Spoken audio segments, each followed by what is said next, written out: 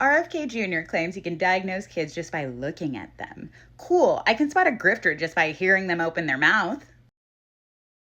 HHS secretaries to testify at Senate hearing in wake of CDC's shakeup. You mean firing all the qualified people that went to school for medicine? That?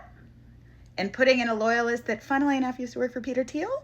Bill Cassidy is calling for CDC's vaccine advisors meeting to be postponed. If the meeting proceeds, any recommendations made should be rejected as lacking legitimacy, given the seriousness of the allegations and the current turmoil in CDC leadership. Women aren't asking for power over men. We're asking for power over our own bodies. The fact that's threatening says a lot. Reading about the nurse getting into the CT scanner with a child victim of the Minnesota shooting. Worse even than our wealth gap is our empathy gap. A nurse will crawl into a tube to ease a child, a stranger.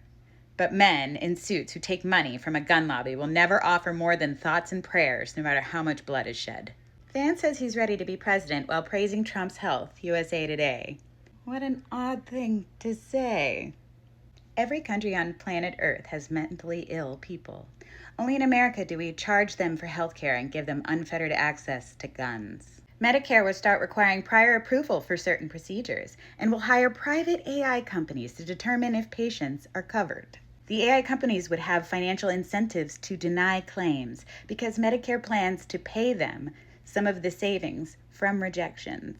The White House apparently ordered federal workers to roll out Grok ASAP. Common denominator in all school shootings is access to firearms. Local labor unions collect donations for homeless families on Labor Day in Florida.